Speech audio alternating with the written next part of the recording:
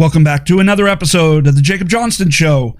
So yes, as you know, everything that's been going on with Wall Street Bet, GameStop, the hedge funds, and this has been analyzed to death, really. But I just want to come on here and provide you a kind of a brief takeaway of what I think are some of the lessons, and especially lessons about how the rich make their money in the stock market. You know, everyone wants to go off and talk about the secrets of the rich. Well, one of the things that the billionaire class is crying about, beyond just losing billions of dollars on this, is that the secrets that they've been utilizing in order to make massive amount of profit in the stock market has been exposed. See, they've been going out there trying to convince you all that they're able to make the money in the stock market because they're really rich. They got teams of super intelligent people working for them, and that they're able to predict the market. Now, there's also the issue of insider trading. You know, because of their status in society, they have access to other people with the information that they need to know that the rest of us don't have. And yeah, some of that insider information is true, but they have realized that that is not as relevant as it used to be maybe a couple of decades ago, you know, like 30, 40 years ago. In the past 20 years, they have figured out a new way in which they are able to go off and make massive amounts of profit. Yeah. So what is that? Well, it's real simple. They manipulate the market to move where they want it to go. See, they're not predicting where it's going. They're moving it to where they want it to go. And so let's use the example of the short sell to show you what I mean and how the con works. So the short sell, where they're trying to make a profit betting on a company doing bad, going down in value. So this is where, you know, a bunch of billionaires, along with the hedge fund companies, pool their money together and start borrowing stocks from other people, promising to pay them back with interest. Pay them that stock back with interest. And then they take all these stocks that they were able to get their hands on, and they start doing a massive sell-off of those stocks into the stock market. Now, they may be selling it at $5 a share. They do that massive sell-off. Well, when they do that massive sell-off of those stocks, they're actually taking the first step in influencing the market to go where they want it to go, which is for it to drop down to $2 a share for when they buy it back so that they can pocket the $3 difference. You understand that? Because all that sell-off is a market indicator. But that alone is not enough. So what do? Them and their buddies who are in on the short sell, because of their wealth and, you know, maybe some fame, you know, but not even fame, just wealth. What do? They have access to the cable news networks, access to all the influential financial bloggers, all the stock market gurus. They have access to all of them. So what do? They then go on TV and they start trashing the company. So with GameStop, what they do is they get all those stocks borrowed. They start selling it off at $5 a share. And then they go on TV and they start trashing GameStop, saying, hey, this is a sign of a company that is in trouble. They're likely to lose value over, you know, whatever the time period that they're looking at before they have to start buying the stocks back. And, you know, if the wise decision here is to sell, right? And then they go to the sell-off of all the stocks that they borrowed, that they themselves were engaged in the selling of. Them and their buddies, and they use that as to point to as an indicator of the trouble this company is headed towards. Now, because they're on TV and they're being propped up as experts, what happens? All the people watching these financial shows, you know, on, you know, like CNBC, you know, Fox Business, CNN Money, you know, whatever the case is, they're watching that. That's a trusted source. Their trusted source is telling them that this person is an expert. So all of a sudden they start going into their stock accounts and they see, oh, I have this stock. Oh my God, he's right. The indicators do show that this company is headed for trouble. So I'm going to start selling. And a few people start selling. But when you take a look at the initial sell-off and the people that were watching them on TV, believing that they were an expert, telling them trouble ahead, sell, they start selling. Well, that just generates more and more market signals. And then people start gauging in massive sell-off. And all of this, between their initial selling of the stocks that they borrowed for the short sell and going on TV and trashing it in order to influence the individual investor, makes pretty much a self-fulfilling prophecy. Because then it does go down, and then they buy it back cheaper. And then they give it back to the person they borrowed it from with the interest and pocket the difference. See, it wasn't the insider information. It wasn't, super smart people.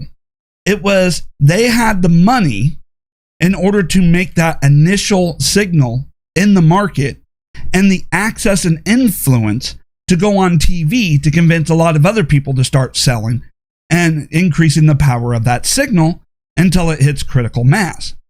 See, they're not predicting the stock market. They're actually influencing and manipulating the stock market to where they want to go. So you understand how this con works with the rich. Now, that has been exposed because what happened with GameStop, this group called Wall Street Bets saw what these people were doing and saw how they were manipulating the market in order to make a profit from their short sales. Well, they realized that if enough of them got together, even though, they don't have individually nearly as much as any of the individual billionaires, but if they all collectively came together, then they could influence the market as well and manipulate it to the direction they want to go. So when they came together, what happened? We saw a lot of buy, right? Which showed to the market that this stock was actually going to start doing good, right? And then people started investing more,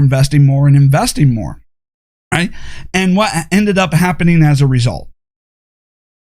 The GameStop didn't go down in value. It shot up over 1,600% in value. Now, GameStop didn't do anything, right? Remember, they did not, post that they had a new business strategy. They didn't make any extra money. They didn't do anything.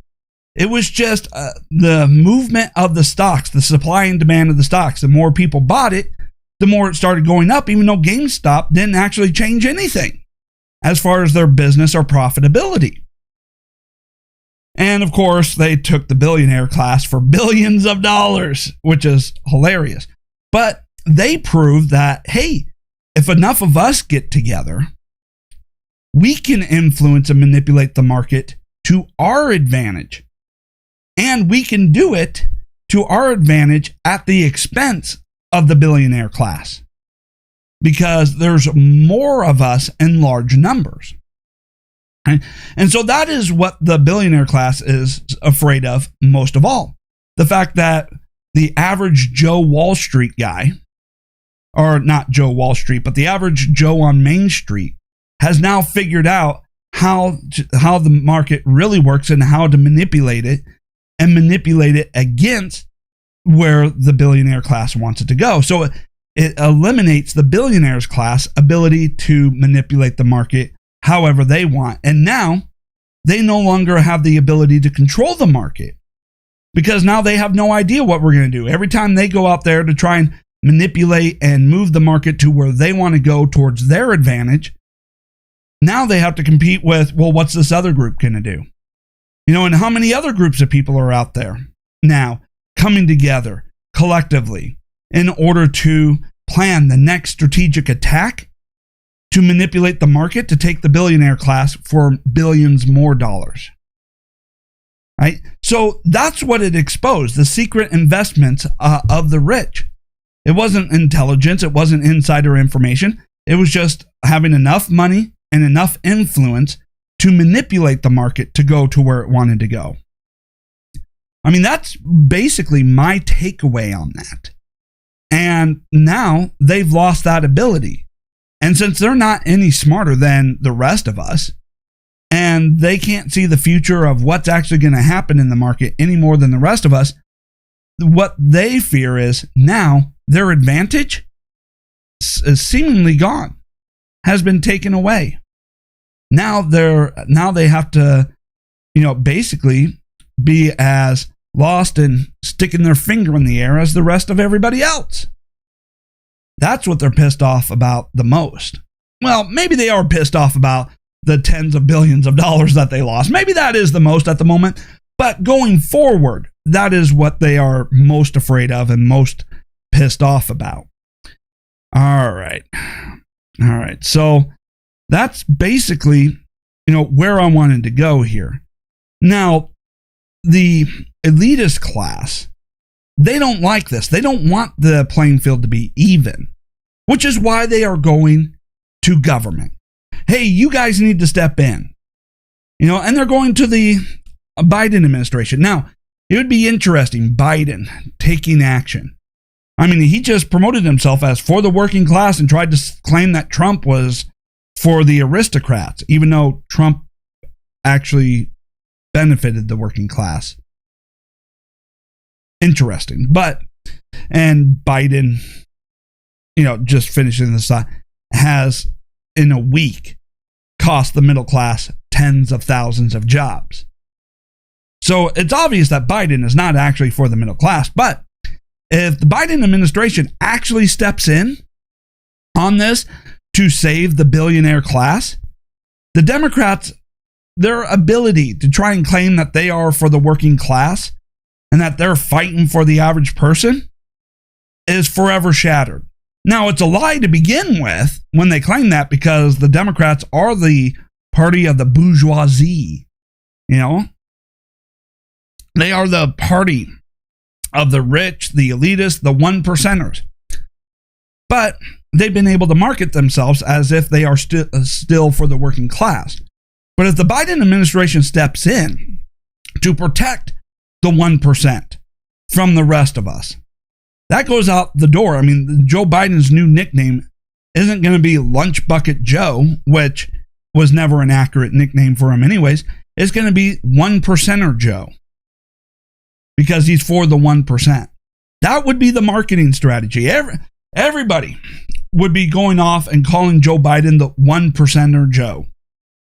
And when you take a look at Joe Biden's administration, it's the 1%, the affluent. It's the people from the media that helped him get into office, along with a few other things. Oh, sorry, you hit the microphone. Along with a few other things, but it was the media attacking all his political rival for the last 4 years relentlessly with a bunch of propaganda, misinformation, and disinformation. Okay, so now the media is going in to the Biden administration, but so is the 1%ers that have been paid off by Wall Street. You take a look at the key people that would be the ones to actually step in.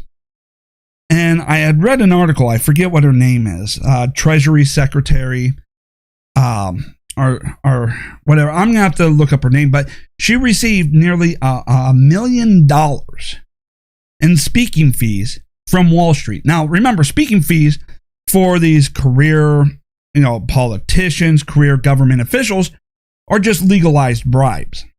And so now you got people who have been paid millions of dollars by Wall Street being asked to step in to protect Wall Street, all while they're serving an administration that claims they're for the middle class, when really they're for the 1%. And if they take action, well, then they expose who they really are, and any claims to being for the middle class is just shattered. Now, even though we can point to a bazillion examples of why they're not for the billionaire class, I mean, not for the middle class. Sorry, we can go for a billion examples of all the attacks that they have made on the middle class and how much they've damaged and hurt the middle class because of the media, the censorship online, all of that. They can keep people convinced that all the attacks on the middle class are actually there to benefit the middle class. But all of that goes out the door with everybody watching this situation.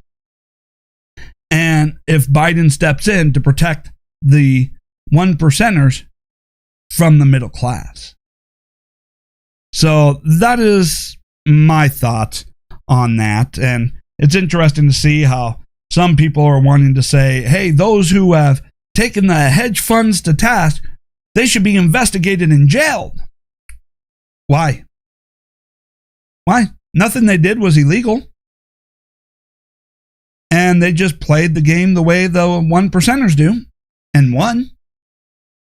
You know, why isn't anybody calling for investigations and jail time for the 1%ers who have for at least 20 years or more been the ones going off manipulating and influencing the market, who have been engaging in all these dishonest tactics? Oh, yes, I know why no one's calling for their investigation. Because all the people that would be in charge of investigating them are in their back pocket. So, yeah, it's just a bunch of hypocrisy. They want to shut this down so that they can keep the system rigged in their favor, where they get to influence and manipulate the market to their advantage. They don't want an equal playing field. All right. So that is my brief assessment here over what some of the lessons have been learned regarding GameStop, Wall Street Bet, and the hedge funds, the secret and investment strategies of the rich, you know, yeah, and how they're afraid of our ability to start fighting back and sabotage them for our benefit for a change. All right, so that's it for this episode. If you're watching this, whatever video platform you're watching this on, and don't forget, if you're watching this on YouTube, go ahead and follow me over on Rumble instead. The link's in the description below for my Rumble channel. Subscribe, leave comments. If you're listening to the audio version of this on podcast, leave me ratings, reviews, share this around. Let me know what you think, and I will be back again soon.